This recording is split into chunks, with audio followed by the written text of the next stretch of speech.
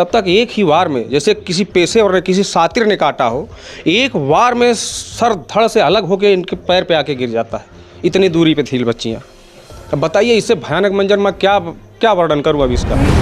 उसने अकेले ही मेरे बेटे को नहीं मारा है, यहाँ के सिस्टम ने भी मारा है मेरे बेटे को। और इस चीज़ का मलाल पूरे जीवन भर रहेगा कि गरीब का बेटा मर गया, मुझे तो तड़प के मर रहा है। मेरा बेटा एक खिलाड़ी था जी, एक खिलाड़ी था, उसके नाते जो देश की धरोहर था। मुझे दुख होता है इस बात का कि, और मैं निवेदन करता हूँ कि आप लोग भी भगवान से प्रार्थना करिए कि ऐसा किसी बाप के साथ ना हो कि वो कमाने जाए, उसके बेटे का सर अलग हो। किसने फ़ोन करके आपको बताया कि ऐसा हुआ? ये मुझे मुंबई से फ़ोन आया। मैं घर पे फ़ोन लगा रहा था, सब रो रहे थे, कोई फ़ोन नहीं उठा रहा था। किसी तरह से बेटी से बात हुई, छोटी बेटी से, उसने कहा कि भैया की मूड़ी काट दी गई है बस। हावड़ा कोल माइन में जब ये काम करते थे तो वहाँ इनका आपराधिक रिकॉर्ड वहाँ के थाने में है। वहाँ भी मुकदमा दर्ज हुआ? जी, वहाँ का आपराधिक रिकॉर्ड है, वहाँ भी अपराधी करते थे ये। अभी मैं उत्तर प्रदेश के जौनपुर ज़िले में हूँ, अनुराग यादव के घर पे हूँ। 30 अक्टूबर 2024 को अनुराग को तलवार से मौत के घाट उतार दिया गया। मात्र 17 साल की उम्र में जिसने बहुत सारे मेडल जीत लिए, बहुत सारी ट्रॉफी अपने खेल के माध्यम से यानी कि ताइक्वांडो के माध्यम से अनुराग ने जीता। परिवार का भी सपना था कि भाई आगे चल कर के बड़ा खिलाड़ी बनेगा और देश के लिए खेलेगा। कहीं ना कहीं अनुराग यादव का भी यही सपना था। एक पुरानी ज़मीनी विवाद जो उनके पिता से दूसरे लोगों से चला आ रहा था, उसी ज़मीनी विवाद में अनुराग यादव की हत्या कर दी गई। अनुराग यादव को खुद भी गुमान नहीं था कि सुबह सुबह उठ करके वो ब्रश कर रहे थे और उनके सामने या उनके साथ इस तरह का सिचुएशन क्रिएट हो जाएगा कि वो सुबह आखिरी सुबह हो जाएगी अनुराग के लिए। आपका नाम क्या है सर? रामजीत यादव। आप जब ये घटना घटी तो उस वक्त आप कहाँ थे? कोलकाता। कोलकाता में थे जी। किसने फ़ोन करके आपको बताया कि ऐसा हुआ? ये मुझे मुंबई से फ़ोन आया। मैं घर पे फ़ोन लगा रहा था, सब रो रहे थे, कोई फ़ोन नहीं उठा रहा था। किसी तरह से बेटी से बात हुई, छोटी बेटी से, उसने कहा कि भैया की मूड़ी काट दी गई है बस। फिर वहाँ से ट्रेन के लिए देखा तो ट्रेन थी नहीं, 2 बजे के बाद की ट्रेन थी। फिर मैंने किसी तरह से यहाँ से पैसा मंगवाया तो फ्लाइट की टिकट वहाँ से बुक करवाया जो 4 बजे की थी।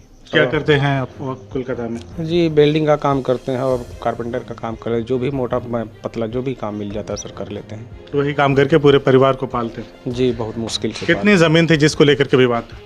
ज़मीन बंजर थी, उसकी कोई लिमिट नहीं है, उनके भूख की लिमिट नहीं है। ज़मीन तो जितना चाहते थे हम लोग छोड़ते चले जाते थे। मौका मिलेगा तो इसको भी कब्जा लेते हो? जी, वो दिखा दिए हैं नक्शे में अपने मुकदमे में। वो कच्चा वाला घर इस बार वाले में गायब कर दिए हैं। पिछले मुकदमे में दिखाएं वो मेरा है, अब वाला जो नया मुकदमा रिटायर होकर आए किए हैं तो उसमें अब दिखा रहे हैं कि वो मेरा है।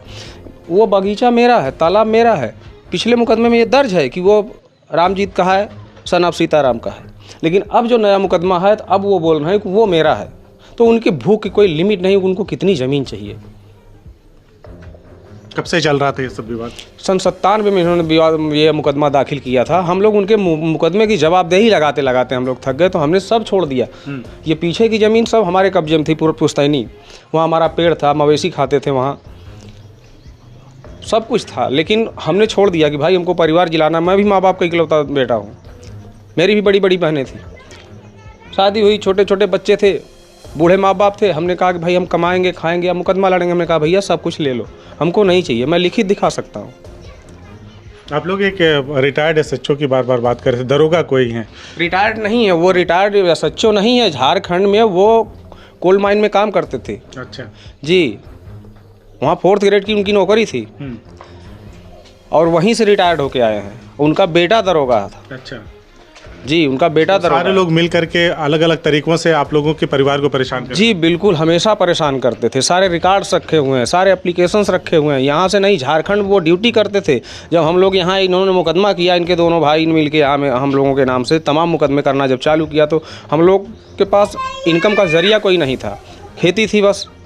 हम लोग परेशान होना चालू किए। फिर भी हम लोगों ने जब समझौता नहीं किया कि नहीं भाई ये हमारी है, पूरा गांव मिलकर कहता था कि यार इनकी ज़मीन है, तुम क्यों ऐसा करते हो। ये लोग नहीं मानते थे, सीधा कोर्ट जाते थे। कोर्ट से एक नया मुकदमा फिर से दाखिल करते थे। फिर लालता ने क्या किया कि झारखंड से हमारे ऊपर मुकदमा दाखिल कर दिया। वहाँ से सम्मन नोटिस आने लगे, डकैती का मुकदमा।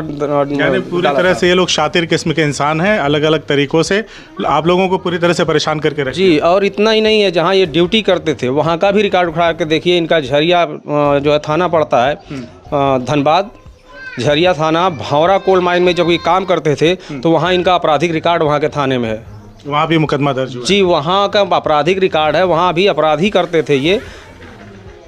तमाम संदिग्ध गतिविधियों में पहले से ही ये आगे थे। अच्छा, जब ये हादसा हुआ तो उस वक्त 2-4-10 दिन में, महीना दिन में कोई विवाद हुआ था? नहीं, 1-2 महीने पहले विवाद कुछ हुआ था, लेकिन इतना भी नहीं हुआ था। जैसे थोड़ा बहुत गाली गलौज गांव के झगड़े में क्या होता हुआ था, उधर से कोई लाठी लेके धमकाया तो इधर से कोई लाठी लेके धमकाया, ऐसा कुछ हुआ था। लेकिन उसके बाद प्रधान के आने से समझौता हुआ कि भैया कहाँ से कहाँ तक है, तो ये बाउंड्री डाली गई कि बोले यहाँ तक। अब उसके बाद अब ये यहाँ से आगे चाहिए।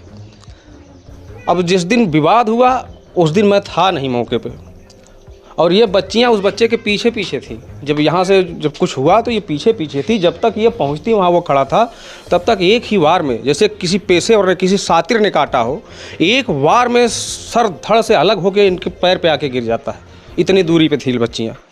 अब बताइए इससे भयानक मंजर मैं क्या वर्णन करूँ अब इसका। सरकार की तरफ से कोई, शासन प्रशासन की तरफ से कोई पहल हुई आप लोगों की, कोई भी मदद, मुआवजा के तौर पे या फिर एक आध नौकरी के लिए? अभी ऐसा कुछ नहीं है, लिखित तौर पे ऐसा कुछ नहीं है। मौखिक तौर पे सब लोग चर्चा करते हैं, जाते हैं।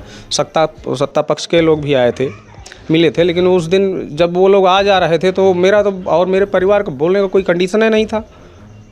हम लोग कुछ कर ही नहीं पा रहे थे। उसके बाद कोई बातचीत हुई इस मुद्दे को लेकर? जी, इस मुद्दे को लेकर अभी कोई गंभीर बातचीत नहीं हुई है। सत्ता पक्ष के, विपक्ष के, सबके नेता, छोटे बड़े जो भी लोकल नेता थे सब आए गए। कुछ लोगों ने मदद भी किया है, समाजसेवी संस्थाओं ने, और कई लोगों ने मदद भी किया है। और विपक्ष के जो नेता हैं अखिलेश यादव, वो जैसे अभी जो सुल्तानपुर कांड हुआ था, उन्होंने मंगेश यादव का मुद्दा उठाया, और जो देवरिया में कांड हुआ था प्रेमचंद यादव के साथ जो हत्याकांड हुआ, फिर उसके बाद नरसंहार हो गया उस मामले में, उसमें भी अखिलेश यादव मिलने गए थे। तो क्या उनकी तरफ से कुछ इस तरह के मतलब बातचीत हुई कोई? भैया देखिए, यहाँ पार्टी बेसिस की बात नहीं है, लेकिन मुझे दुख होता है कि मानवता के नाते, बात पार्टी की नहीं है, मानवता के नाते ही कह रहा हूँ। मेरा बेटा एक खिलाड़ी था जी। एक खिलाड़ी था, उसके नाते जो देश की धरोहर था, मुझे दुख होता है इस बात का कि, और मैं निवेदन करता हूं कि आप लोग भी भगवान से प्रार्थना करिए कि ऐसा किसी बाप के साथ ना हो कि वो कमाने जाए, उसके बेटे का सर अलग हो जाए। बस, और कुछ नहीं कहना, कुछ नहीं कहना। एक दुखी बाप का ये निवेदन है कि आप लोग भी ऊपर वाले से प्रार्थना करिए कि कोई गरीब बाप अपने बेटे के भविष्य के लिए अगर कमाने जाता है तो उसके बेटे का सर धड़ से अलग ना हो।